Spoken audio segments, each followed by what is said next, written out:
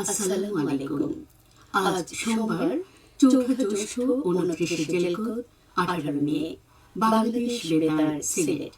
সংবাদ পড়ছি সাবিহা সুলতানা। আজ থেকে শুরু হচ্ছে ভূমি সেবা মেলা।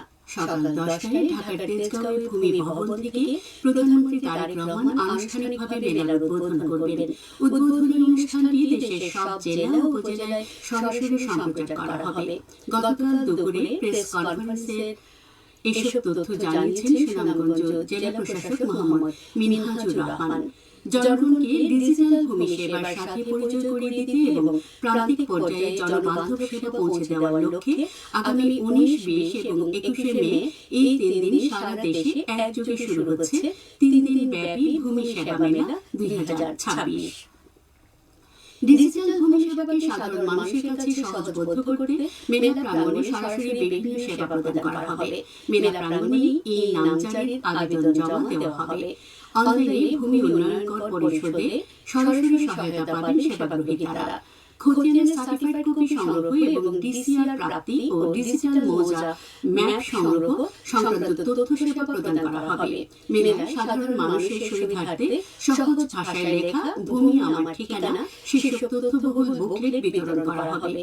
শিক্ষার্থীদের নিয়ে ভূমি সেবা বিষয়ে কুইজ প্রতিযোগিতাও থাকবে। ২১ মে পুরস্কার বিতরণের মাধ্যমে সেবা কার্যক্রম শেষ হবে।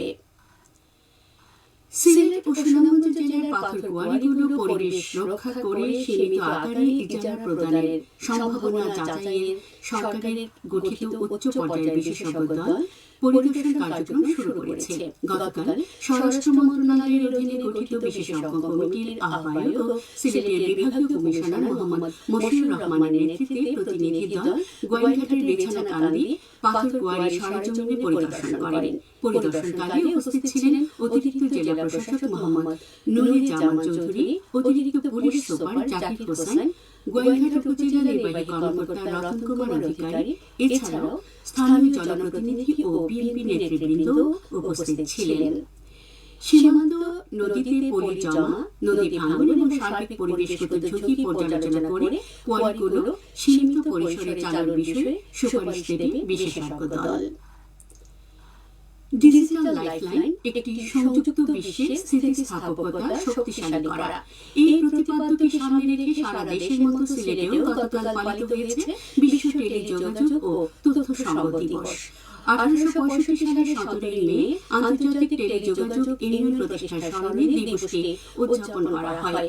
এবছরের মূল বার্তা হল ডিজিটাল নেটওয়ার্ক এবং প্রযুক্তি অবকাঠামো যেন প্রাকৃতিক দুর্যোগ, সাইবার আক্রমণ বা যেকোনো বিপর্যয়ের পরেও টিকে থাকতে পারে এবং কেউ যেন সংযোগ থেকে বিচ্ছিন্ন না হয়। এই উপলক্ষে শোভাযাত্রা ও আলোচনা সভা অনুষ্ঠিত হয়েছে গতকাল মৌলভীবাজারে। শহরের মুক্তমঞ্চ থেকে বের করা হয় শোভাযাত্রা, পরে জেলা শিল্পকলা একাডেমিতে অনুষ্ঠিত হয় আলোচনা সভা। জেলা প্রশাসক তৌহিদুজ্জামান পাভেল এতে প্রধান অতিথি হিসেবে উপস্থিত ছিলেন। সিলেটে গত ২৪ ঘণ্টায় হামের উপসর্গ নিয়ে বিভিন্ন হাসপাতালে ৭৪ জন রোগী ভর্তি হয়েছেন। ফলে সিলেট বিভাগের হাসপাতালগুলোতে ভর্তিকৃত রোগীর সংখ্যা দাঁড়িয়েছে ৩২১ জনে। তবে একই সময়ে পরীক্ষাগারে নমুনা বিশ্লেষণে নতুন করে কারো শরীরে হাম রোগ শনাক্ত হয়নি। এ পর্যন্ত সিলেট বিভাগে হাম ও এর উপসর্গ নিয়ে ৩৫ জনের মৃত্যু হয়েছে। এদিকে সরকারের দ্রুত হামের টিকাদান কার্যক্রমের ইতিবাচক প্রভাব পড়তে শুরু করেছে। হটস্পট হিসেবে চিহ্নিত ১৮ জেলার ৩০ উপজেলায় হাম সংক্রমণ ইতিমধ্যে কমতে শুরু করেছে। অধিকাংশ উপজেলায় প্রতিদিন আক্রান্তের সংখ্যা ২ অঙ্কের নিচে নেমে এসেছে। স্বাস্থ্য অধিদপ্তর জানিয়েছে, প্রাথমিকভাবে যেসব এলাকায় বিশেষ টিকাদান ক্যাম্পেইন চালানো হয়েছে সেখানে শিশুদের মধ্যে হামের সংক্রমণ উল্লেখযোগ্যভাবে কমেছে। গত ৫ এপ্রিল শুরু হওয়া বিশেষ ক্যাম্পেইনের আওতায় ৫ থেকে ৫৯ মাস বয়সী শিশুদের টিকা দেওয়ার পর সংক্রমণ প্রবণ এলাকাগুলোতে নতুন আক্রান্তের সংখ্যা উল্লেখযোগ্য হারে হ্রাস পেয়েছে। সাধারণত ভ্যাকসিন কার্যকারিতা দেখাতে ২ থেকে ৩ সপ্তাহ সময় লাগে। বিশ্লেষণে দেখা গেছে, হটস্পট হিসেবে চিহ্নিত ৩০ উপজেলায় টিকাদান কার্যক্রম চালুর পর বর্তমানে নতুন আক্রান্তের সংখ্যা কমে গেছে। পবিত্র ঈদ উল আজহা উপলক্ষে প্রস্তুতি সভা অনুষ্ঠিত হয়েছে গতকাল সুনামগঞ্জ জেলা প্রশাসকের সম্মেলন কক্ষে। এতে সভাপতিত্ব করেন জেলা প্রশাসক মোহাম্মদ মিনহাজুর রহমান। সভায় ঈদগাহ সমূহ পরিষ্কার পরিচ্ছন্ন রাখা, সরকার নির্ধারিত পশুর হাট ব্যতীত অন্যত্র হাট না বসানো, পশুর হাটে জাল নোট প্রতিরোধে ব্যবস্থা গ্রহণ এবং সরকার নির্ধারিত হারে হাসিল আদায় ও মূল্য তালিকা টাঙানোর উপর গুরুত্বারোপ করা হয়। এছাড়া কুরবানি পশুর চামড়া সংরক্ষণ, পরিবেশ সম্মতভাবে বর্জ্য অপসারণ এবং সরকার নির্ধারিত মূল্যে চামড়া ক্রয় বিক্রির বিষয়েও আলোচনা হয়। চামড়া সংরক্ষণের জন্য ক্রেতাদের বিনামূল্যে লবণ সরবরাহ এবং অন্তত 10টি জেলা বা উপজেলায় চামড়া সংরক্ষণের সিদ্ধান্ত নেওয়া হয়। এছাড়াও সীমান্তবর্তী পশুর হাটগুলোতে নজরদারি বাড়িয়ে অবৈধভাবে ভারতীয় পশু প্রবেশ রোধে কার্যকর ব্যবস্থা গ্রহণের উপরও গুরুত্বারোপ করা হয়। পবিত্র ঈদ উল আজহা উপলক্ষে হবিগঞ্জ পৌর এলাকার ইমাম, খতিব ও মুয়াজ্জিনদের সম্মাননা ভাতা দিয়েছে হবিগঞ্জ পৌরসভা। গতকাল হবিগঞ্জ পৌর টাউন হলে অনুষ্ঠিত হয় সম্মানী ভাতা বিতরণ অনুষ্ঠান।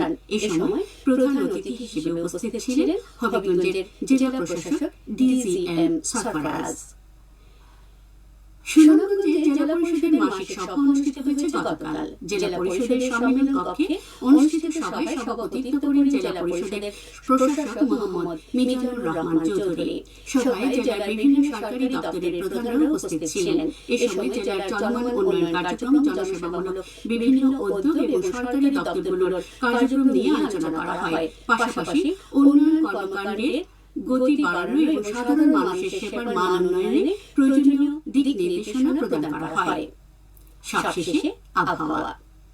আজ বেলা 1টা পর্যন্ত পূর্বাভাসে বলা হয়েছে সিলেট ও পার্শ্ববর্তী এলাকায় পশ্চিম উত্তর পশ্চিম দিক থেকে অস্থায়ীভাবে ঘন্টায় সর্বোচ্চ 60 কিলোমিটার বেগে ঝোড়ো হাওয়া বয়ে যেতে পারে। সেই সঙ্গে হতে পারে বৃষ্টি অথবা বজ্রসহ বৃষ্টিপাত। এসব এলাকার নদীবন্দরসমূহকে 1 নম্বর সতর্কতার সংকেত দেখিয়ে যেতে বলা হয়েছে। আজ সিলেটে সূর্যোদয় হয়েছে 5টা 7 মিনিটে এবং সূর্য অস্ত যাবে সন্ধ্যে 6টা 31 মিনিটে। সংবাদ শেষ হলো। পরবর্তী স্থানীয় সংবাদ প্রচারিত হবে দুপুর 1টা 5 মিনিটে।